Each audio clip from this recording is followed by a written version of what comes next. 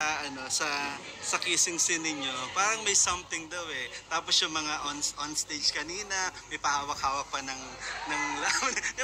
parang there's something in you na ano na ba daw yung real score? 9, sabi niyo out of 10, di ba? Tapos parang malapit na eh, di ba? Ano yung talagang real score to both of you? If you wanna answer it. Ano yung status nyo bilang kayong dalawa? Coming from Robin siguro, di ba? Paano i-identify yung status yung dalawa? Ano po, parang... Siyempre more than friendship na yan. Malapit na po, malapit na siguro. Pero ano, parang work muna. Work muna.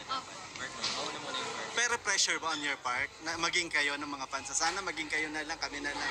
Hindi naman po namin ipipilit. Hindi naman namin pinipilit. Kung ano po yung nakikita nyo sa amin, natural po yung lumalabas sa amin. Kung ano meron sa amin, na nakikita nyo on screen, ganun po talaga kami. Yung samahan namin. Kung ligawan ka ba ni Robin, may mag-asa ba siya?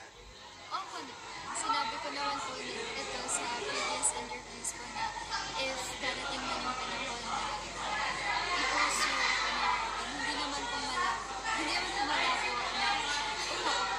pero for now, ang focus ko talaga Career mo na Pinto, kailangan namin siyang i-focus. Parang napag-usapan na po namin